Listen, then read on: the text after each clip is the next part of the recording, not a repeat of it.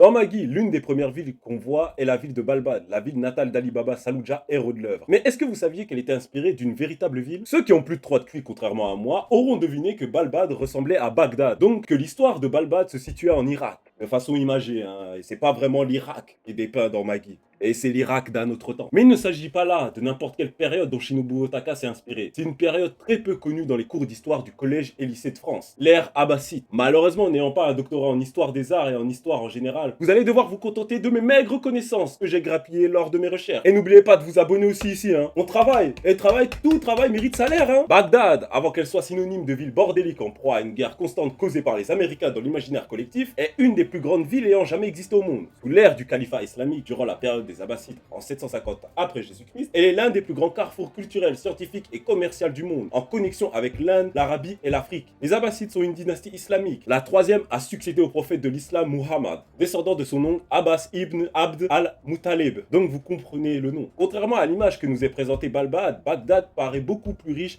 et moins en proie à la pauvreté que peut l'être la ville d'Ali Baba. D'ailleurs, contrairement au manga, c'est à Bagdad que Simbad le marin, figure légendaire des récits fantastiques d'Arabie, dans l'ouvrage des Mille et une nuits, devient richissime et non un rêve comme dans le manga. Néanmoins, bien que le récit se devait de faire de Balbad une ville au bord de la faillite pour l'arc narratif d'Ali Baba, l'architecture des maisons et du palais royal ont été respectées. Même les soldats ont des accoutrements typiquement perses. On le voit ici sur les recherches d'Otaka. Mais la grande différence vis-à-vis de l'architecture de Balbad avec sa sœur Bagdad, c'est l'architecture circulaire de la ville avec ses 4 entrées, alors que Balbad est une ville portuaire face à l'océan. Là où elle se rapproche, c'est sur le moyen de locomotion qui se base sur les canaux. On circule dans Balbad et dans Bagdad à l'aide de bateliers, comme on peut le voir à Venise. Au niveau des habitations, on est presque pareil, avec des façades sobres, des décors intérieurs très riches, avec des stucs géométriques, des motifs végétaux et de la calligraphie. La plupart de l'art abbasside se trouve dans les intérieurs. Et plus on avance dans le temps, plus la ville ronde devient insuffisante. Elle s'étend au-delà de Bagdad avec de nouveaux quartiers, qu'ils soient résidentiels, commerciaux ou artisanaux. Eux aussi, rejoints par des canaux servant au transport et à l'irrigation. À son apogée, Bagdad devient une mégalopole médiévale, faisant d'elle sans doute la plus grande ville au monde. Et il y a une différence cette fois-ci géopolitique. C'est que Bagdad n'a jamais été une royauté, ni n'est jamais devenu une république, mais a été un califat jusqu'au bout. Mais bon, difficile de parler de califat dans Magui, étant donné que malgré toutes les références aux religions abrahamiques du récit,